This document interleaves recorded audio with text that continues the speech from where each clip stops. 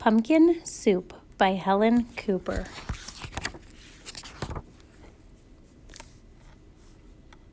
Deep in the woods, there's an old white cabin with pumpkins in the garden.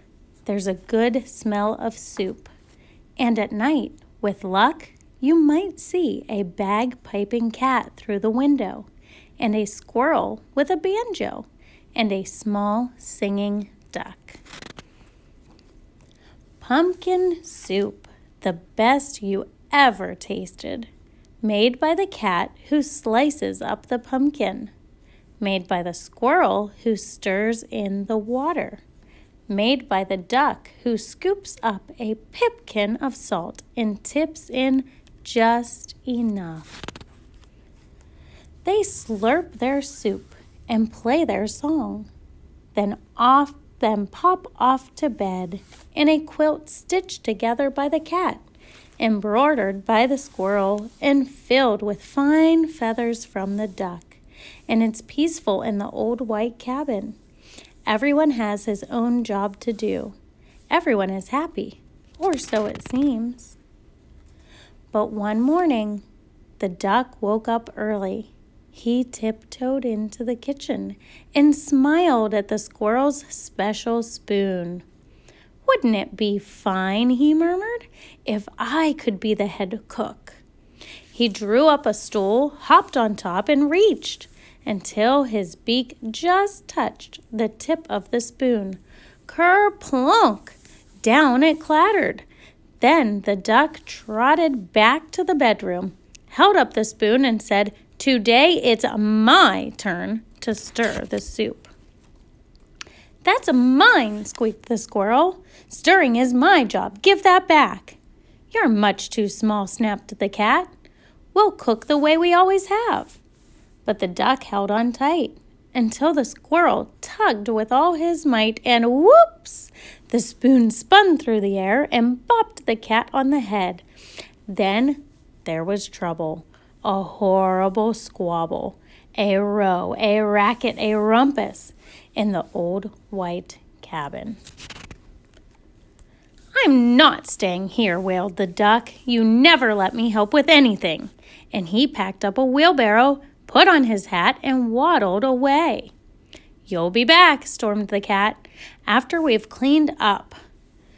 And the squirrel shook his spoon in the air, but the duck didn't come back. Not for breakfast, not even for lunch. "I'll find him," scoffed the cat. "He'll be hiding outside. I bet he's in the pumpkin patch." But the duck was not in the pumpkin patch. They could not find him anywhere. So they waited all that long afternoon. The cat watched the door. The squirrel paced the floor.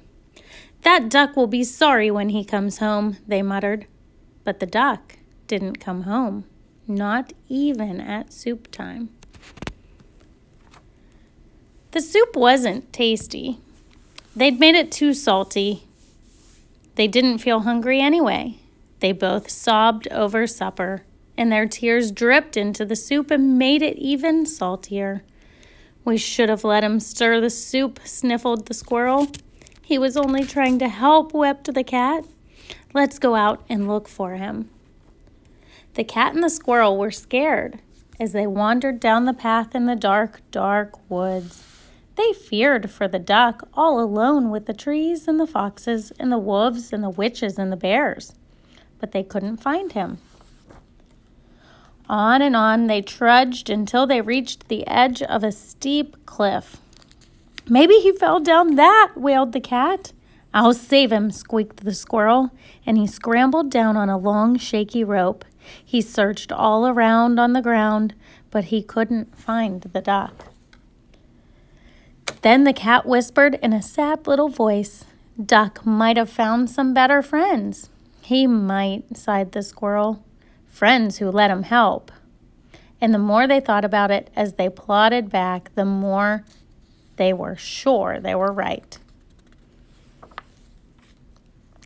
But when they were almost home, they saw light shining from the old white cabin.